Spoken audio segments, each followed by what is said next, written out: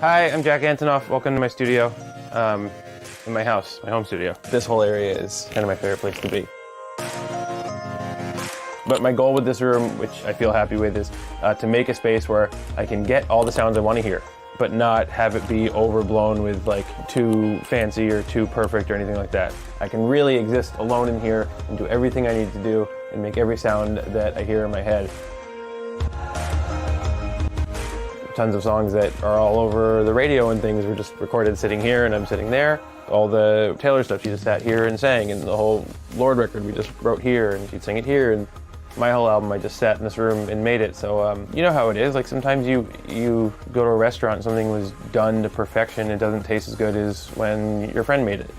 In no way want to lose that sense of where it's coming from. This space is all about that, and I didn't want it to be too perfect and be this like perfectly sterile thing. You know, like the windows, sound bounces off them, that's not good.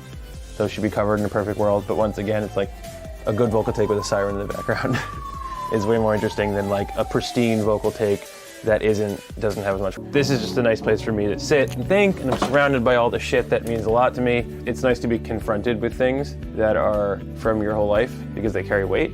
You know, that Polaroid of my sister, that clock, these 7 inches I put out ages ago, this boxcar I made when I was 9 or whatever, that picture of Robin that my friend Lindsay framed for me. They're more than just memories because they are like sort of these like incessant reminders of who you are. And that you don't get if you go to, or I don't get, if I go to like a studio, it's easier to lose yourself, but if you're surrounded very literally by all these reminders of yourself, then you might write something and you'd be like, oh, is that like the most